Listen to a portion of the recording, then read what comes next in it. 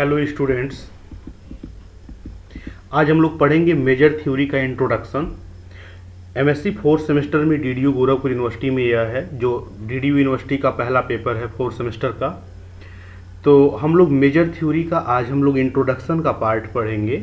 Actually major theory होती क्या है, हमें क्या पढ़ना है, इस थ्योरी की क्या ज़रूरत है और मेजर थ्योरी में किन किन बातों को स्टडी करना है, तो आज हम लोग इसके बारे में देखेंगे। देखिए, जो मेजर थ्योरी है, एक्चुअली इसको कुछ लोग मेजर थ्योरी भी कहते हैं, कुछ लोग इसी पेपर का नाम मेजर एंड इंटीग्रेशन भी कहते हैं और इसी का नाम एडवांस रियल एनालिसिस भी कुछ लोग कहते हैं। तो ये सब मेजर थ्योरी के ही नाम हैं। Measure theory, measure and integration, advance real analysis. Actually हम लोग यहाँ पर रीमान इंटीग्रेशन जो हम लोगों ने पढ़ा है, रीमान स्टिजलेस इंटीग्रेशन भी हम लोगों ने पढ़ा है।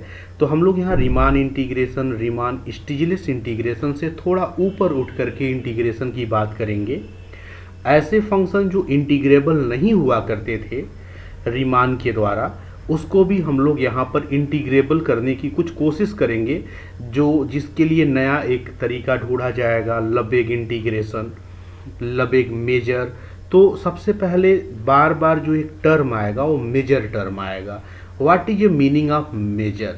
मेजर को देख करके तो ऐसा लग रहा है कि जैसे किसी बात के मेजरमेंट की बात की जा रही है, जैसे किसी भी चीज़ का मेजरमेंट हम कैसे करते हैं, तो कुछ ऐसा जो है कंसेप्ट माइंड में आ रहा है। सही मायने में कहा जाए तो मेजर थ्योरी रियल एनालिसिस का ही एक एक्सटेंशन है, जनरलाइजेशन है। तो हमारा जो सबसे इम्पॉर्टेंट क्वेश्चन होगा, सबसे पहला क्वेश्चन होगा जो आप सब लोगों के माइंड में आ रहा होगा, अगर हम लोग एक नया पेपर पढ़ने जा रहे हैं तो हम लोगों के माइंड में जो सबसे पहला क्वेश्चन होगा वो यही होगा, what is measure theory? Measure theory है क्या? तो आंसर यही है, मेजरिंग मीन्स दैट किसी भी चीज़ का मेजरमेंट करना ही मेजर थ्योरी है। अब मेजरिंग मतलब किस चीज़ की मेजरिंग, काहे को मेजरिंग, कौन सी मेजरिंग, ये बातें भी तो इम्पॉर्टेंट है। व्हाट मेजरिंग, क्या आप मेजर करना चाहते हो, व्हाई द थ्योरी, और अगर आप मेजर करना चाहते हैं तो ये मेजर थ्योरी बनी क्यों, ये सारे क्वेश्चंस बहुत इम्पॉर्टेंट होते हैं। जब भी आप मैथमेटिक्स को पढ़िए, व्हाट, व्हाई, व्हेन, डब्ल्यू से शुरू होने वाले सारे शब्द अपने आप में बड़ी स्ट्रांग टूल की तरह होते हैं और इन शब्दों का इस्तेमाल जो स्टूडेंट जितना ज़्यादा करता है उतने ही डीप नॉलेज को अर्जित कर पाता है। सो इन सारे शब्दों का इस्तेमाल बड़ा इम्पॉर्टेंट है कि अगर हम लोग मेजरिंग करेंगे तो किन बातों की मेजरिंग करेंगे, और ठीक है अगर हम मेजरिंग करेंगे ही तो ये थ्योरी क्यों डेवलप हुई, इन सारी बातों को हम लोग देखेंगे। तो पहले का आंसर है कि व्हाट मेजरिंग। व्हाट मेजरिंग का जस्ट यह आंसर है कि हम लोग इस थ्योरी के अंतर्गत मेजरमेंट करते हैं लेंथ का, एरिया का, वॉल्यूम का, एक्स्ट्रा ईटीसी और भी तमाम सारी बातों का हम लोग यहाँ पर मेजरमेंट करते हैं। अब अगर हम लोग लेंथ का मेजरमेंट करते हैं, एरिया का मेजरमेंट करते हैं, वॉल्यूम का मेजरमेंट करते हैं, ईटीसी अन्य सारे चीज़ों का अगर मेजरमेंट करते हैं, तो ये थ्योरी क्यों बनी, मेजर थ्योरी एक्चुअली है क्या?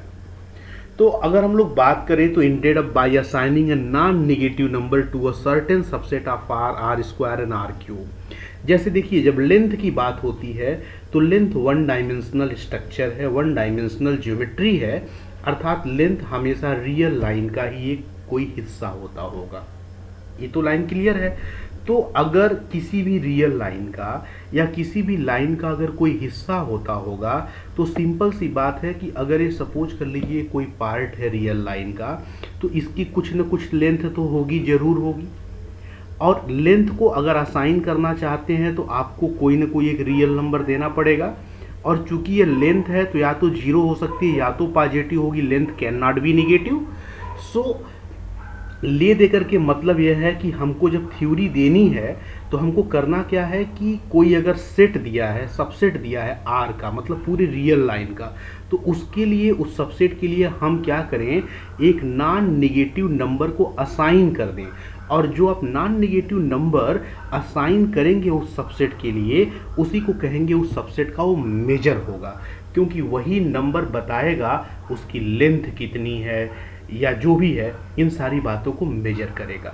तो हमने यहाँ पर लिखा है subset of R oblique R square oblique R cube, मतलब यहाँ पर जो आर वाला है ये लेंथ को जो है रिप्रेजेंट कर रहा है। यहाँ पे जो आर स्क्वायर है ये कहना चाहता है कि अगर एरिया अगर आप कैलकुलेट करना चाहते हैं, जैसे सपोज कर लीजिए पूरा एक्स वाई प्लेन है, तो आर और आर से बना है दो रियल लाइन से यहाँ पे ऐसे, और ऐसी सिचुएशन में अगर इसका कोई छोटा सा भी अगर स्ट्रक्चर है तो ये सबसेट हुआ इसका, तो इसका एरिया भी आपको किसी एक पर्टिकुलर नॉन निगेटिव नंबर के द्वारा असाइन करना पड़ेगा। सिंपल सी बात है, एरिया या तो जीरो होगा या तो पॉजिटिव होगा, area can not be negative.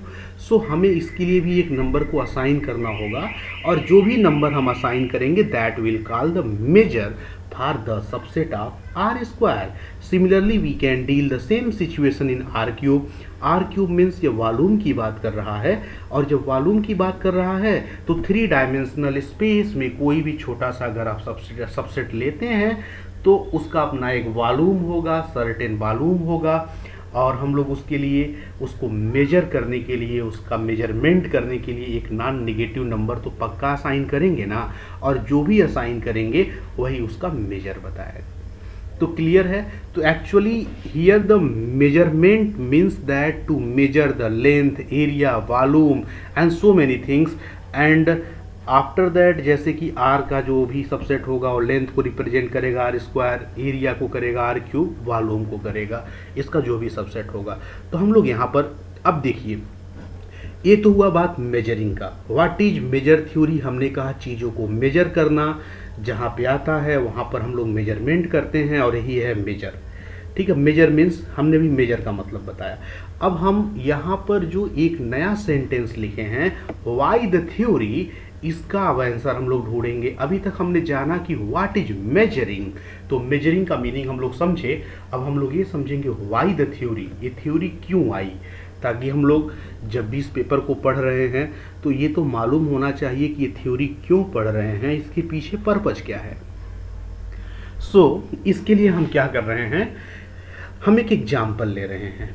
ठीक है, हमने क्या किया, let us take any non empty set yes. हमने कोई एक नॉन एम्पटी सेट यस ले लिया, और सपोज कर लिया ई जो है, कैपिटल ई जो है यस का कोई एक सबसेट है। अब हम ई को मेजर करना चाहते हैं, ई को मेजर करना चाहते हैं। अब यहाँ पर यस कोई भी एक नॉन एम्पटी सेट है, जनरल है, ये are square, are cube, R4 या किसी भी डायमेंशन में हो सकता है, या जस्ट कोई भी सबसेट हो सकता है, बस नॉन एम्पटी होना चाहिए। हमने ई उसका कोई एक सबसेट लिया, तो जनरली हम क्या करना चाहते हैं, कब कहेंगे हम इसको मेजर कर लिए, अगर हम ई के लिए वी वांट टू असाइन, हमारी कोशिश यह होगी कि हम किसी तरह से एक नॉन निगेटिव नंबर असाइन कर दें, और उस नॉन निगेटिव नंबर का नाम हम रखेंगे म्यू ई। म्यू ई बताता है कि ई का मेजर कितना है। ध्यान दीजिएगा, जब ई आपने यस का सबसेट लिया तो ई के करस्पॉन्डिंग ई को मेजर अगर आप करेंगे, ई को अगर आप मेजरमेंट करेंगे तो कोई रियल नंबर की ज़रूरत पड़ेगी ना।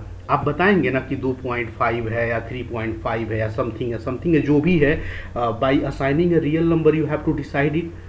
सो जो भी रियल नंबर आप यहाँ पर यूज करोगे इसको मेजर करने के लिए, हम उस रियल नंबर को म्यू ई से डिनोट करते हैं, और ये बताता है मेजर ऑफ ई। ये लाइन क्लियर है। सो हमने एक नॉन एम्पटी सेट यस लिया, ई उसका कोई एक सबसेट लिया यस का, और हम चाहते हैं कि कहीं से हमको नॉन निगेटिव नंबर अगर हम ई के लिए असाइन कर दें। अब देखिए, जब कोई नंबर आप असाइन करने जा रहे हैं तो इसके पीछे कुछ प्रिंसिपल्स होंगे, कुछ थ्योरी होंगी, जिसके तहत हम लोग ये नंबर असाइन करेंगे, और उसी नॉन निगेटिव नंबर को जो आप उन थ्योरम्स के द्वारा, उन प्रिंसिपल्स के द्वारा असाइन कर देंगे, उसी को हम लोग कहेंगे ये मेजर है कैपिटल ई का। तो हम लोग कैसे ये काम करेंगे, अब इसके बारे में हम लोग आगे स्टडी करेंगे। ठीक है, तो अभी आपने देखा मेजर का मीनिंग क्या है। मेजर का मतलब है कि यस अगर कोई एक सेट है तो उसका कोई भी सबसेट अगर ई है तो उसको मेजर करने का मतलब होता है कि अगर आप किसी भी तरह से एबल हों, समर्थ हों कि एक नॉन निगेटिव नंबर आप असाइन कर दें जो उसके मेजर के बारे में, उसके लेंथ, एरिया, वॉल्यूम या जैसा भी मेजरमेंट हो उसके बारे में आपको जानकारी दे सके। नेक्स्ट वन, चूँकि हम लोगों ने ज्योमेट्री में या मैथमेटिक्स के तमाम सारे फील्ड्स में आर के बारे में, रियल लाइन के बारे में, प्लेन के बारे में और three dimensional space R cube के बारे में हम लोगों ने अपने अनुभव के आधार पे बहुत कुछ सीख रखा है और बहुत सारे थ्योरम्स को सीख रखा है। इन सारे स्पेसेस में तमाम सारे प्रिंसिपल्स को बना रखा है। हम लोगों ने थ्योरम्स पढ़ी हैं, कोरोलरी पढ़ी हैं। ये सारे हमारी जो एक्सपीरियंसेस हैं ना, ये हमको गाइड करेंगी। क्या गाइड करेंगी कि जब हम इस थ्योरी को डेवलप कर रहे हैं, मेजर थ्योरी को डेवलप कर रहे हैं, तो इनके पीछे सर्टेन जनरल प्रिंसिपल इन्वॉल्व्ड होना चाहिए और इन जनरल प्रिंसिपल के तहत ही हम लोग आगे बढ़ेंगे। क्योंकि अब तक हम लोगों ने जो पढ़ा है एक्सपीरियंसेस के द्वारा तमाम सारे प्रिंसिपल हमारे इर्द गिर्द मौजूद हैं और उन सबको कलेक्ट करके, कनेक्ट करके हम नए थ्योरीज को और जनरलाइज करने की कोशिश करेंगे। तो एक्चुअली है क्या, हमारी जो एक्सपीरियंसेस हैं वहीं से हमको ये गाइड मिलता है कि हमें कुछ और सर्टेन जनरल प्रिंसिपल को बनाना पड़ेगा जब हम लोग मेजरिंग करने के लिए एक नए नंबर को असाइन कर रहे हैं या जो भी कर रहे हैं। तो इसीलिए इसी को डेवलप करने के लिए एक्चुअली हमें ज़रूरत पड़ रही है एक तरह की थ्योरी की, और यही रीज़न है कि मेजर थ्योरी हम लोगों के सामने आ रहा है। ठीक है, तो यहाँ से हम लोग इस बात को ध्यान दे पा रहे हैं और यही रीजन है therefore the theory is developed here. और यही रीजन है जो अपना वाई का यहाँ पर हमारा मीनिंग था कि हम लोग इस थ्योरी को क्यों पढ़ रहे हैं। तो एक्चुअली है क्या, इन्हीं सब चीज़ों को बनाते समय जो फंडामेंटल प्रिंसिपल की आवश्यकता पड़ेगी, जिसको हम लोग गाइडिंग प्रिंसिपल भी बोलेंगे, इन्हीं सारी बातों के लिए हम लोग जो है इस थ्योरी का स्टडी करते हैं। और चूंकि मेजरमेंट के लिए थ्योरी है, that's why its name is measure theory. So the philosophy behind the name is measure theory is that, आप सभी लोग आई थिंक समझ चुके होंगे कि क्या फिलॉसफी है कि इसका नाम मेजर थ्योरी। अब हम लोग अपना गोल समझे कि अपना मेन लक्ष्य क्या होगा इस पूरे के पूरे पेपर के दौरान। क्योंकि हम किसी भी चीज़ को मेजर करने जा रहे हैं तो अपना गोल, अपना एम क्लियर होना चाहिए। एम क्लियर होने से 90% क्वेश्चन का सॉल्यूशन आपके हैंड में होता है। सो जरा देखिए, अगर हमारे पास कोई एक नॉन एम्पटी सेट है, given any non empty sets yes, और हमने क्या किया, यस अगर कोई सेट है तो पी एस क्या डिनोट करता है, power set. Power set means the collection of all subsets of yes. हम यस के सारे सबसेट्स के ऊपर से एक मैपिंग चला दे रहे हैं म्यू, जो पी एस से कहाँ चल रहा है, रियल लाइन पे चल रहा है। इसका मतलब क्या है, पी एस से आर पे मैपिंग चलाने का मतलब क्या है, इसका मतलब यह है कि पी एस में क्या है, यस के सबसेट्स हैं और यस के कुल कितने सबसेट होंगे। अगर सपोज कर लो यस की कार्डिनलिटी n है, मतलब नंबर ऑफ एलिमेंट यस के अंदर n है, तो सबसेट की संख्या आप सभी लोग जानते हैं 2 के पावर n होती है। मतलब सीधे सीधे हम लोग ऐसे बात करें तो 2 के पावर यस में जितने एलिमेंट होते हैं उतने ही सबसेट होंगे, और जितने भी सबसेट बनेंगे उन सब सारे के सारे सबसेट को आप चाहे तो मेजर कर सकते हैं ना। और सारे सबसेट को मेजर करने के लिए आपको एक नॉन नेगेटिव रियल नंबर की आवश्यकता पड़ेगी। सो अगर देखिए, आप एक मैपिंग जो म्यू डिफाइन कर रहे हो पी एस से कर रहे हो, पी एस मतलब इसमें यस के सारे सबसेट भरे पड़े हैं। अगर आप एक सबसेट कोई एट रैंडम सेलेक्ट करते हो, मान लो हमने इसका कोई एक सबसेट लिया, ईवन लिया, मतलब इसका एक मेंबर क्या लिया, ईवन लिया, तो जब ईवन लिया तो ईवन को मेजर करना है, और ईवन को मेजर करने के लिए आपको क्या करना पड़ेगा, एक रियल नंबर असाइन करना पड़ेगा ना, जो नॉन निगेटिव हो, और वही क्या बताएगा, इसका मेजर बताएगा। तो हम लोग यही काम कर रहे हैं। यहाँ पर हमने एक मैपिंग जो डिफाइन कर रखी है जो पी एस से आर पे है, सच दैट जो मेजर होना चाहिए, ये शर्त तो है ही ना कि जो मेजर होना चाहिए किसी भी सेट का वो कैसा होना चाहिए, ग्रेटर देन इक्वल टू 0। क्योंकि आप जैसा जानते हैं कि जो भी चीज़ें मेजरमेंट में अगर आती हैं तो निगेटिव से सेंस हमारा नहीं होता, ऐसा नेचर भी कहता है। ठीक है, तो आपने यहाँ पर यस का कोई भी सबसेट लिया, या तो आप ऐसे ई यस का सबसेट लिखिए या फिर डायरेक्ट ई को बिलोंग कराते हुए पी एस का मेंबर लिखिए, क्योंकि यस का हर सबसेट ही पी एस का क्या होता है, मेंबर होता है। ठीक है, क्योंकि पी एस पावर सेट है। सो आपने क्या किया कि एक नॉन एम्पटी सेट यस लिया। Now we want to define mapping mu from P S to R such that mu of E क्या है, ग्रेटर देन इक्वल टू 0 है, नॉन नेगेटिव है, for all E belongs to S such that it obeys some general principles. पहली बात देखिए, अभी तक आपने ये जो भी किया इसमें आपने बता दिया कि ई जो है, ई को आपने मेजर कर दिया कि कोई एक नॉन नेगेटिव नंबर असाइन कर दिया, लेकिन केवल असाइन कर देने से मेजरमेंट नहीं होता, इसके पीछे कुछ थ्योरी भी इन्वॉल्व होनी चाहिए, पक्का डिसीजन होना चाहिए। तो इसके लिए क्या है कि कुछ जनरल प्रिंसिपल्स इसके साथ इन्वॉल्व्ड रहेंगे, और वो प्रिंसिपल्स हैं क्या जनरल प्रिंसिपल्स में, जिसमें हमको एक रिमार्क बनाने की आवश्यकता पड़ेगी। तो जरा देखिए, हम लोग जनरल प्रिंसिपल के बारे में थोड़ा सा डील करें। We have situation in general where definition of mu uncertain standard set will be detected by the problem. हमें करना क्या है कि जैसे किसी भी सेट को मेजर करना है, ठीक है, तो हमें क्या करना होगा कि किसी सर्टेन स्टैंडर्ड सेट के थ्रू, भाई जिसके बारे में हमको पहले से कोई जानकारी हो, ऐसा स्टैंडर्ड सेट हो या ऐसा स्टैंडर्ड पैमाना हो, जैसे मान लीजिए मीटर ही है, किसी चीज़ को मेजर करना है तो मीटर का अपना एक स्टैंडर्ड पैमाना, एक मीटर अपना बना हुआ है, उसी से हम लोग हर चीज़ों को मेजर करते हैं। किलोग्राम है तो स्टैंडर्ड पैमाना बना हुआ है। तो सिमिलरली जब हम किसी भी सेट के सबसेट्स को या सेट को मेजर करने की कोशिश कर रहे हैं तो अकॉर्डिंग टू द प्रॉब्लम हमें कोई एक स्टैंडर्ड सेट डिटेक्ट करना होगा जो हमको गाइड करेगा कि हमें उस सेट का मेजरमेंट कैसे करना है।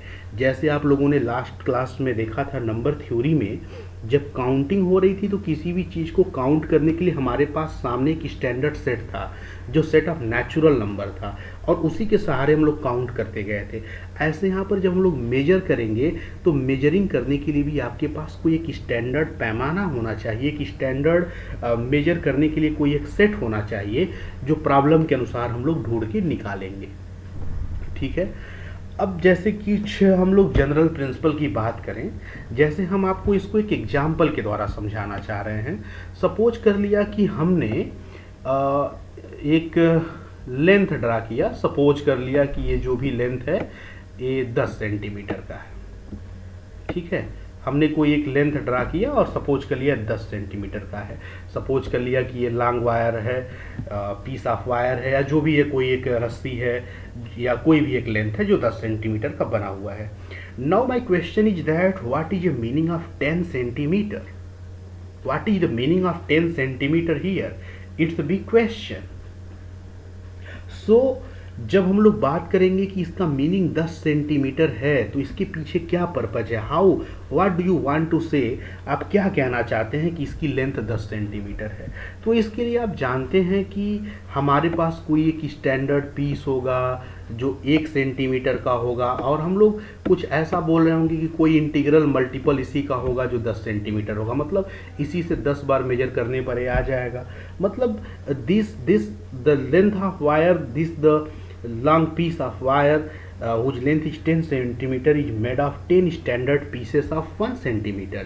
इसी 1 सेंटीमीटर के 10 स्टैंडर्ड पीसेस से मिलके बना है। तो ये वाली जो 1 सेंटीमीटर की लेंथ है that is the standard length, और इसी स्टैंडर्ड लेंथ के सहारे तो हम इसको 10, 20, 30, 40 जो भी बोल पाएंगे वो बोल पाएंगे। सो इसके मेजरमेंट के लिए आपको एक स्टैंडर्ड लेंथ की आवश्यकता थी, and that standard length is 1 centimetre. ये लाइन क्लियर है। ऐसे सिमिलरली सपोज कर लिया कि अगर हमने कोई एक रेक्टेंगल ड्रा कर लिया, और सपोज कर लिया कि एक रेक्टेंगल लिया जिसका एक साइड 5 सेंटीमीटर है, और सपोज कर लिया कि ये वाला जो साइड है वो 10 सेंटीमीटर है, तो इसका एरिया क्या होगा, 50 सेंटीमीटर स्क्वायर होगा। इसका एरिया ऐसा होगा। Now my question is that what is exactly mean of 50 centimetre square? 50 centimetre square का एग्जैक्टली मीन क्या है? तो now we can go to cut it in 50 pieces. हम लोग ऐसा कर सकते हैं, अगर ये 50 सेंटीमीटर स्क्वायर का है या स्क्वायर सेंटीमीटर का है तो आपके पास कोई एक स्टैंडर्ड पीस आप लेकर के चलेंगे जिसका लेंथ और ब्रेथ दोनों का दोनों क्या होगा, 1 और 1 होगा, है ना, और ये आपका स्टैंडर्ड पीस होगा। और इसका मतलब ये हुआ कि अगर हम ये बोल पा रहे हैं कि इसका जो एरिया होगा वो 50 सेंटीमीटर स्क्वायर होगा या 50 स्क्वायर सेंटीमीटर होगा, इट मीन्स दैट जब हम इसको टुकड़ों टुकड़ों में तोड़ेंगे तो इसके जो कुल टुकड़े होंगे या इसकी जो कुल जो पीसेस होंगी, उन पीसेस की संख्या इस स्टैंडर्ड वाले से कितनी होंगी, 50 होंगी।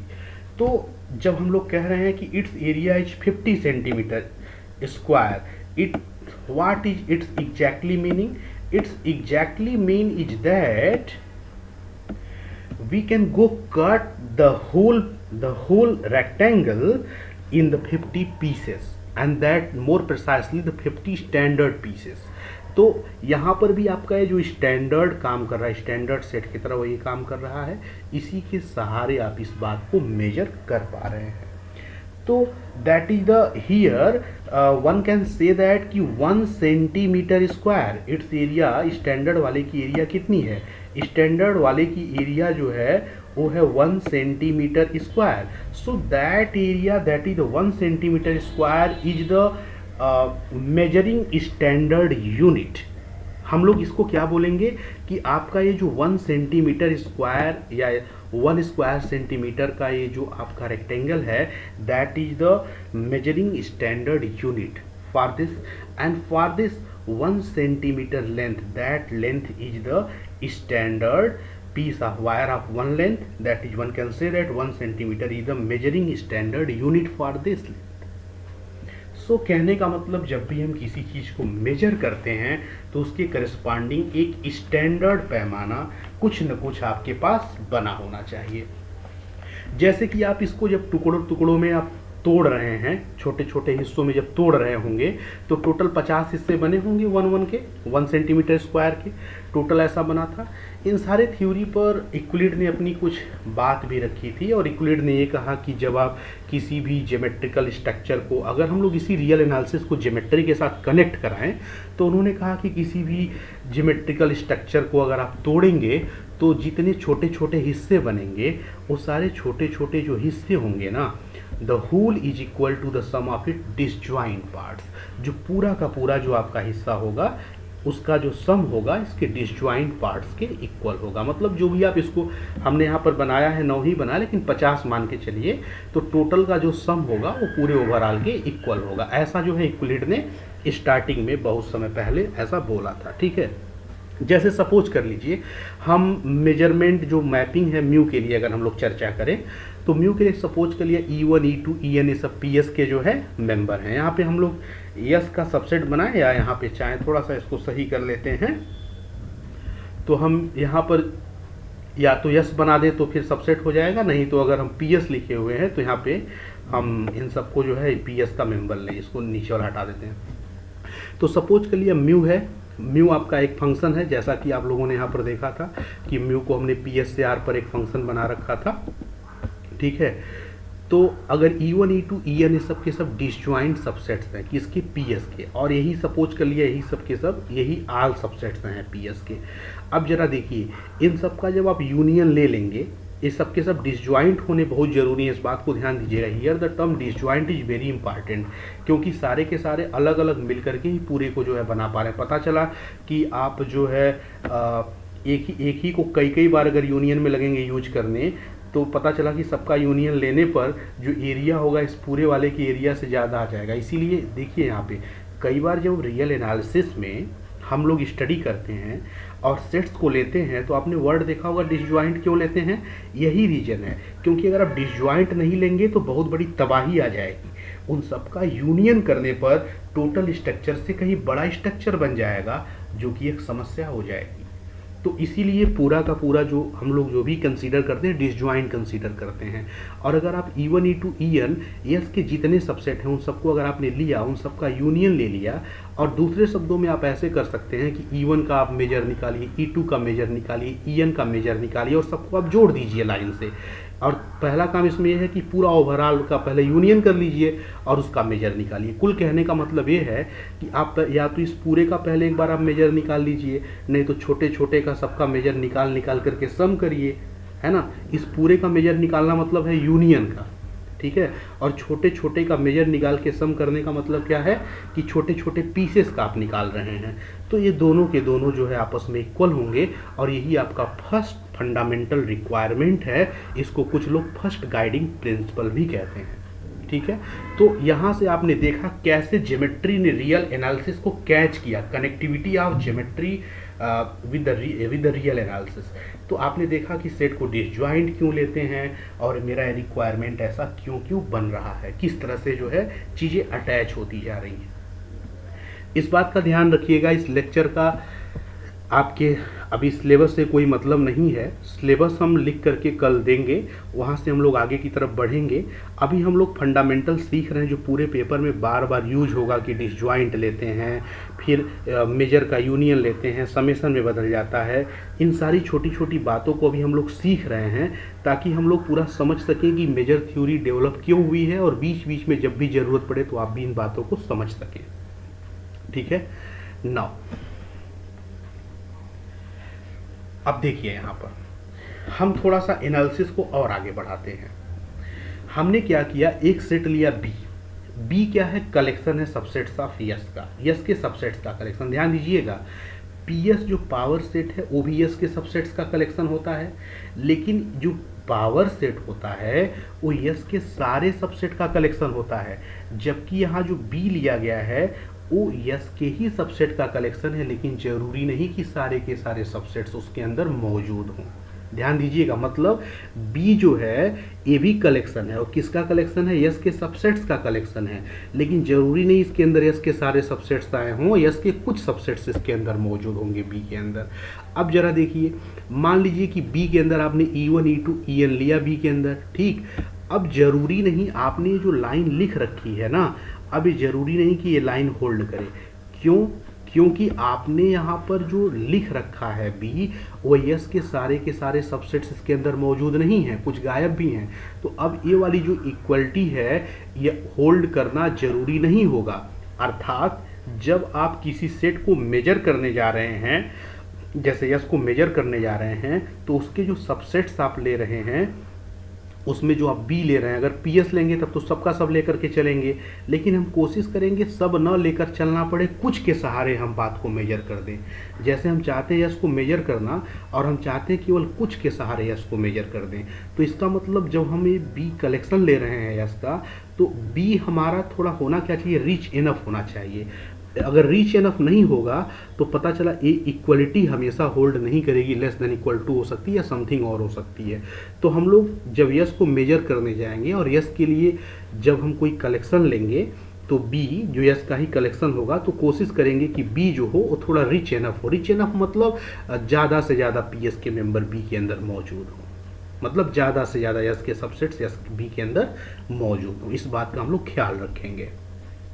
मतलब इस बात को देखिए जरा, अगर हम लोग जब मैपिंग डिफाइन करेंगे, जैसे पहले हम लोग पीएस पे कर रहे थे लेकिन हम बी पे कर रहे हैं। बी क्या है, be the collection of subsets of S but not all, सारे के सारे सबसेट्स नहीं हैं। तो जब म्यू को आप बी से आर पे चलाएंगे तो we must sure that B is closed under finite union. हमें इस बात से श्योर हो लेना है कि बी जो होना चाहिए फाइनाइट होना चाहिए, क्लोज्ड अंडर फाइनाइट यूनियन होना चाहिए। जैसे मेरा कहने का मतलब ये है कि जैसे कि E1 E2 E3 En या डॉट सो ऑन, अगर ये सब बी के अंदर मौजूद हैं तो पता चला कि आपने दो का यूनियन लिया और पता चला वो बी के बाहर निकल गया, ऐसा नहीं होना चाहिए। मतलब जो बी होना चाहिए, ध्यान दीजिएगा, बी एक्चुअली यस के सबसेट्स हैं, लेकिन जरूरी नहीं कि पी एस के बराबर हैं, लेकिन बी के अंदर जो भी सबसेट होना चाहिए उन सबका यूनियन करने पर भी बी के अंदर होना चाहिए, क्योंकि क्लोजर लाइस के अंदर है ना, क्लोज्ड अंडर फाइनाइट यूनियन है। मतलब इस तरह का बी होना चाहिए। यह जो प्रिंसिपल है बड़ा इंपॉर्टेंट प्रिंसिपल है कि हमको बी के बारे में श्योर होना चाहिए कि जब हम किसी सेट यस को मेजर करने जा रहे हैं और उसका छोटा सा सेट ले रहे हैं, जिसका नाम छोटा सा कलेक्शन ले रहे हैं बी, जिसके अंदर उसके कुछ ही सबसेट मौजूद हैं बट इनफ काफ़ी ज़्यादा हैं उसके सबसेट्स, तो इसकी खासियत ये होनी चाहिए कि क्लोज्ड अंडर फाइनाइट यूनियन होना चाहिए। मतलब इसमें जैसे E1 E2 E3 तीनों का यूनियन लिया तो आने पर जो नया सेट आए वो भी इसी कलेक्शन में मौजूद हो, अर्थात बी के अंदर मौजूद हो, ऐसा होना चाहिए। और साथ ही साथ इस कंडीशन को फॉलो करना चाहिए। मतलब इन सबका यूनियन लेकर के मेजर लें या सबका अलग अलग मेजर ले करके समेशन करें, दोनों क्या होना चाहिए, बराबर होना चाहिए। तो ऐसे केस में हम लोग कहते हैं कि म्यू जो है मेजर बनेगा इस सेट बी का। बात समझ गए? तो मेजर होने के लिए ये भी प्रिंसिपल बड़ा ही इंपॉर्टेंट है, ठीक है। और यही आपका क्या है, फर्स्ट गाइडिंग प्रिंसिपल है जो स्टैंडर्ड फॉर्म में लिखा है। आगे चल करके हम लोग पाइथागोरियन स्कूल के बारे में देखेंगे। पाइथागोरस का नाम आप लोगों ने सुना है, पाइथागोरस को पाइथागोरा भी कहा जाता है, पाइथागोरा है उसका एक्चुअल नेम है। तो पाइथागोरियन स्कूल ऑफ थॉट क्या कहता है, इसके बारे में हम लोग थोड़ी सी एनालिसिस करना चाहेंगे। यहाँ पे थोड़ी सी इंटरेस्टिंग फैक्ट्स हैं। जैसे हम अब वही काम थोड़ा नए सिरे से कर रहे हैं। सपोज कर लिया कि हमने कोई एक लेंथ ड्रा किया और सपोज कर लिया कि ये जो लेंथ है वो 3/4 सेंटीमीटर है। ठीक है, सपोज कर लिया जो लेंथ है वो 3/4 सेंटीमीटर है। Now my question is what do the exactly mean of this, what do the exactly mean of this, that is the length is 3/4 centimetre, what is it's mean, exactly इसका क्या meaning होगा। तो हम लोग ऐसा कह सकते हैं कि by putting 4 pieces of this we got 3 pieces of standard। यहाँ पर जैसे हम ये कह सकते हैं कि अगर हम लोग किसी लेंथ के 4 पीस को, मतलब कोई एक किसी भी मतलब लेंथ का 4 पीस इस्तेमाल करने पर अगर स्टैंडर्ड का 3 पीस निकल आए तो हम लोग इसका यही ओरिजिनल मीनिंग हुआ ना कि if we put 4 of this we got the standard integral number of pieces, ऐसा हम लोग बोल सकते हैं। मतलब ये हुआ कि जैसे अगर हम लोग कोई एक छोटी सी लेंथ ले लें, है ना, और इस छोटी सी लेंथ का 4 पीस अगर हम लोग रखें तो 4 पीस रखने पर क्या आ जाएगा, 3 सेंटीमीटर आएगा इसको। जैसे कि इसका हम लोग इंटीग्रल मल्टीपल अगर करते हैं तो 4 होगा ना इंटीग्रल मल्टीपल जो 3। तो कहने का मतलब है यहाँ पर कि हम लोग 4 पीस इस्तेमाल करें किसी लेंथ का, ताकि ये जो पूरी क्वांटिटी है कोई एक इंटीजर आ जाए। जैसे इंटीजर 3 आ जाएगा तो 3 जो होगा वो 3 पीस जो होगा इसके स्टैंडर्ड वाले लेंथ का कहा जाएगा। ठीक है, तो यहाँ इसका पूरा मतलब यही हुआ कि हम लोग किसी भी तरह से कि 4 पीस अगर इस्तेमाल करें किसी लेंथ का, ताकि स्टैंडर्ड वाले सेट का, अर्थात जो हमारे पास जो स्टैंडर्ड मेजरमेंट है उसका 3 पीस निकल आए, इसका ये मीनिंग होता है। ठीक है, जैसे सपोज कर लीजिए हमने यहाँ पर लिया तो आपने यहाँ पर इन चीज़ों को डिस्क्राइब कर दिया कि आप मतलब इस तरह का 4 पीस, कोई आप इंटीग्रल मल्टीपल ऐसा लेकर के चलिए, मतलब कोई एक लेंथ लीजिए जिसका इंटीग्रल मल्टीपल यहाँ पर करने पर नीचे वाला तो कैंसिल हो ही जाएगा हमेशा, जो भी इंटीजर रहेगा, तो आपका ये जो भी आएगा वो स्टैंडर्ड पीस का इतना हिस्सा आएगा, 3 पीस आएगा स्टैंडर्ड वाले का, ये बताना ये चाहता है। नाउ अगर हम लोग एक राइट एंगल ट्रायंगल के बारे में चर्चा करें, सपोज कर लिया हमने राइट एंगल ट्रायंगल लिया और ये लेंथ 1 कर दिया, ये लेंथ 1 कर दिया। ठीक है, तो अगर हम पाइथागोरा का यूज करें तो ये लेंथ √2 होगा। क्लियर है पूरी बात। ये वायर है 1 सेंटीमीटर का, ये वायर है 1 सेंटीमीटर का, तो इसका जो लेंथ आया वो √2 आया। Now nobody knows how many integral multiples of √2 we got that an integer। हम √2 के कुल कितने ऐसे इंटीग्रल पार्ट लें। अब बताइए यहाँ पर जब √2 आ गया तो किसी भी कीमत पर √2 में आप किसी भी इंटीजर से यहाँ मल्टीप्लाई करते रहो, क्या कभी ये मल्टीप्लाई होकर के कोई एक इंटीजर देगा? कभी नहीं देगा। जैसे यहाँ पर 3/4 था ना, तो इसमें हमने क्या किया था कि जैसे कि 4 बार हमने 4 से मल्टीप्लाई कर दिया, या 4 इसका एक इंटीग्रल मल्टीपल निकला और 3 इसका एक स्टैंडर्ड पीस आ गया था, एक इंटीजर आ गया था। लेकिन यहाँ आप किसी भी नंबर से कितने बार भी मल्टीप्लाई करोगे, कभी भी किसी भी कीमत पे आपको कोई एक इंटीजर मिलेगा नहीं, अर्थात आपको standard integral number of pieces कभी नहीं मिलेंगे। तो ऐसी सिचुएशन में अब यहाँ पे मेजरमेंट में हमारे पास समस्या आएगी। Now the problem is how we have to define the length of this. अब हम लोग इस लेंथ को कैसे डिफाइन करें, यह एक बहुत बड़ी समस्या आ गई, क्योंकि किसी भी लेंथ को डिफाइन करने के लिए आपको स्टैंडर्ड पीस की आवश्यकता पड़ती है, बट यहाँ पर आपके पास कोई स्टैंडर्ड पीस मिलेगा ही नहीं। क्योंकि स्टैंडर्ड पीस कैसे मिलेगा, यहाँ पे तो स्टैंडर्ड पीस मिल गया है ना, कि कोई लेंथ लिया था उसको 4 बार आपस में वो किया था तो आपका 3 स्टैंडर्ड पीस मिल गया था स्टैंडर्ड वाले का। यहाँ पे कभी नहीं मिलेगा। तो यहाँ पे इस तरह की समस्याएं इन जनरल आती रहती है। जैसे अगर हम लोग सपोज कर लिया कि कोई अगर हम एक रेक्टेंगल ले रहे हैं और सपोज कर लिया कि ये वाली लेंथ अगर n है, ये वाली लेंथ अगर m है ना, मीटर में है, तो n अगर इंटीजर है और m भी इंटीजर है, इसका मतलब ये हुआ कि आप इसको जो है सब डिवाइड कर सकते हैं ऐसे n छोटे छोटे हिस्सों में, है ना, स्टैंडर्ड को अगर 1 मानते हुए, ऐसे इसको भी आप सब डिवाइड कर सकते हैं m हिस्सों में स्टैंडर्ड मानते हुए। लेकिन अगर हम लोग यहाँ पर ऐसे बनाते हैं समथिंग और अगर इरेशनल नंबर आता है तो इसको हम लोग नहीं कर पाएंगे मेजर। ऐसी तमाम सारी समस्याएं हमारे सामने आएंगी। तो हम इन सारे स्ट्रक्चर का मेजर कैसे निकालें, इनका मेजरमेंट कैसे करें, ये अपने आप में एक बहुत बड़ा टास्क होगा। ठीक है। सबसे ज़्यादा मोर इंटरेस्टिंग ये है कि जैसे सपोज कर लिया आपके पास कोई एक सर्किल है ना। अब सर्किल को मेजर करना है तो आप क्या करोगे, मान लो कि आपने एक स्टैंडर्ड पीस ले लिया 1-1 का, है ना। अब इसके सहारे देखोगे कि कुल कितना इस तरह का अंदर इम्बेड किया जाए कि ओवरऑल को जो है कवर कर ले, लेकिन कवर कर नहीं पाएगा क्योंकि इसका ये जो बाउंड्री है वो कर्व्ड है। तो ऐसी सिचुएशन में आप इसके कुल कितने स्टैंडर्ड पीस लेकर चलेंगे, आप नहीं कर पाएंगे कवर। ऐसे अगर इस वाले स्टैंडर्ड वाले को लेकर चलेंगे तो भी कवर नहीं होगा। सो कहने का मतलब ये है कि इसको कैलकुलेट करना अपने आप में एक बहुत बड़ा टास्क होगा, इसको मेजर करना, इसका एरिया मेजर करना अपने आप में एक बहुत बड़ा टास्क होगा। और यही मेजर थ्योरी धीरे धीरे इसका विकास होने का, डेवलप होने का यही सबसे बड़ा रीजन है कि इन तरह के स्ट्रक्चर्स को, इस तरह के लेंथ का मेजरमेंट कैसे किया जाए, ऐसे एरिया का मेजरमेंट कैसे किया जाए, यही हमारे लिए एक बहुत बड़ा टास्क बन गया। So I have to set, yeah, I want to measure something what we are doing, we take smaller bigger, हम एक कोशिश करेंगे कि धीरे धीरे, जैसे कि मान लिया कि हमने एक छोटा सा ये लिया, अब हम कोशिश करेंगे थोड़ा और बड़ा सा स्ट्रक्चर लें ताकि इसके सहारे हम लोग मेजर करें, है ना, स्टैंडर्ड बांधते हुए, या इसको जो हम लोग लेकर चलें इसके सहारे मेजर करें, अंदर ही है। ठीक है। तो ऐसे अगर हम लोग इसको बढ़ाते हुए चलें तो आई थिंक हम लोग बाउंड्री के करीब पहुंचने की कोशिश करेंगे, फिर भी मेजरमेंट नहीं होगा, लेकिन लगातार हम लोग इंक्रीजिंग आर्डर में बढ़ते हुए चले जा रहे हैं, है ना। मतलब ये है कि हम अपने आप को सेट कर रहे हैं कि एक स्मॉलर स्टैंडर्ड स्ट्रक्चर हो, फिर उससे थोड़ा एक बड़ा हो, फिर उससे थोड़ा एक बड़ा हो, फिर उससे थोड़ा एक बड़ा हो, ताकि हम किसी तरह से पूरे सर्किल की एरिया को मेजर कर सकें। हम लोग ऐसी कोशिश करेंगे। ठीक है। तो इन सारे कोशिशों के लिए मेथड ऑफ एग्जॉशन आर्किमिडीज ने दिया था, और उन्होंने कहा कि अगर हमको एक सर्किल को मेजर करना है तो धीरे धीरे उसमें, जैसे 4 पॉलीगन है, इसमें जैसे कि मान लीजिए आपने एक स्क्वायर बना रखा है, तो पॉलीगन हम लोग अंदर लेकर चलें, इसमें जैसे 8 लेकर के चलें तो हम लोग ज़्यादा एरिया को ऐसे कवर कर पाएंगे।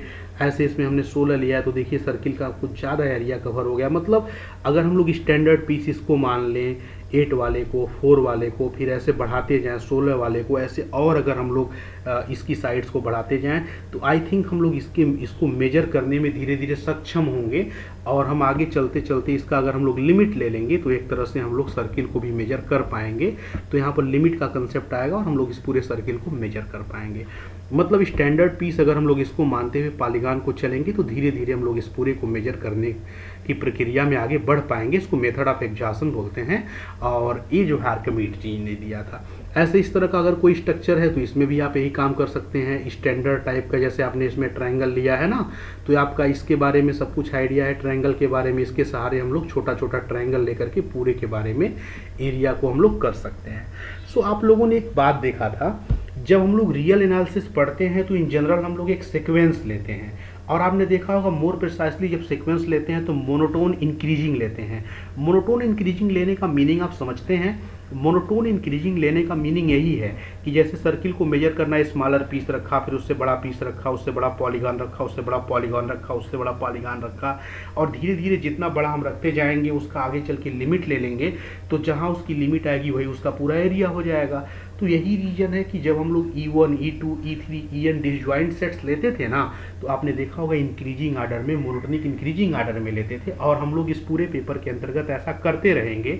इसके पीछे यही रीजन है कि उसमें जो आप स्मॉलर से बिगर की तरफ बढ़ते जाएंगे, उसके अंदर जो स्मॉलर टू बिगर ऐसे करते जाएंगे और आप उस चीज़ को मेजर कर पाएंगे अच्छे ढंग से। तो यह पूरी कहानी है जिसके पीछे पूरी की पूरी लॉजिक, पूरी की पूरी थ्योरी टिकी हुई है। ये आपका सेकेंड गाइडिंग प्रिंसिपल है, और इसको हम लोग बोलते हैं क्या? Second guiding principle for measure theory. So आपने देखा कि अगर सपोज कर लिया कि अगर ये रियल का सीक्वेंस है, और रियल का सीक्वेंस है, सपोज कर लिया है बाउंडेड एबव है, तो मोनोटोनिक इंक्रीजिंग है, तो अगर बाउंडेड एबव है तो इसका जो लिस्ट अपर बाउंड होगा वही इसका क्या हो जाएगा? वही इसका लिमिट हो जाएगा। और जब लिस्ट अपर बाउंड लिमिट हो जाएगा तो वही जो लिस्ट अपर बाउंड आएगा वही क्या हो जाएगा? एरिया हो जाएगा, जिस किसी ज्योमेट्रिकल ऑब्जेक्ट का आप कैलकुलेट करना चाहते हैं। तो आपने देखा कितने बढ़िया ढंग से रियल एनालिसिस का ज्योमेट्री के साथ कनेक्शन हो रहा है कि जब हम लोग इस तरह से सीक्वेंस इंक्रीजिंग आर्डर में ले रहे हैं, और अगर ये बाउंडेड एबव है तो इन सब का जब हम लोग लिस्ट अपर बाउंड ले रहे हैं तो वही पूरा का पूरा एरिया हो जा रहा है, क्योंकि हम लोग छोटे छोटे सेट को बिगर बिगर करते हुए उसके अंदर इम्बेड करते हुए चले जा रहे हैं सर्किल के अंदर, या जैसा कोई भी ज्योमेट्री दिया हुआ है। सो ये जो यहाँ पे हम लोग इन सारे चीज़ों को कर रहे हैं, यहाँ पर जो म्यू होता है वो कंटिन्यूअस फ्रॉम बिलो होता है, इसको हम लोग सेकेंड प्रिंसिपल कहते हैं। और ये जो आपका सेकेंड प्रिंसिपल है, इसके पहले हम लोगों ने एक प्रिंसिपल और पढ़ा है। इन दो प्रिंसिपल्स को हम लोग जो है गाइडिंग प्रिंसिपल्स बोलते हैं मेजर थ्योरी के लिए। अब इन जनरल आप लोग इस बात को ध्यान रखिएगा कि मेजर थ्योरी पढ़ते टाइम हम लोग इंटरवल की स्टडी करेंगे, बोरल सेट की स्टडी करेंगे, कैंटर सेट की स्टडी करेंगे। तो आप लोगों से एक गुजारिश है कि आप लोग limit superior, limit inferior, interval जो आपने बीएससी सेकेंड ईयर में रियल एनालिसिस पढ़ रखा है, थोड़ा एक बार ढंग से बढ़िया से आप रिपीट कर लीजिए तो ज़्यादा अच्छा होगा। सीक्वेंसेस क्या होते हैं, मोनोटोनिक सीक्वेंसेस क्या होते हैं, क्योंकि इन सब चीज़ों की बार बार ज़रूरत पड़ने वाली है, और इन सारी चीज़ों को अगर आप पढ़ेंगे तो ये पेपर काफ़ी अच्छे से समझ में आएगा। सो पहला इंट्रोडक्शन क्लास हम यहीं पर समाप्त करते हैं, बाकी की क्लास हम लोग जो है ऑनलाइन पढ़ेंगे।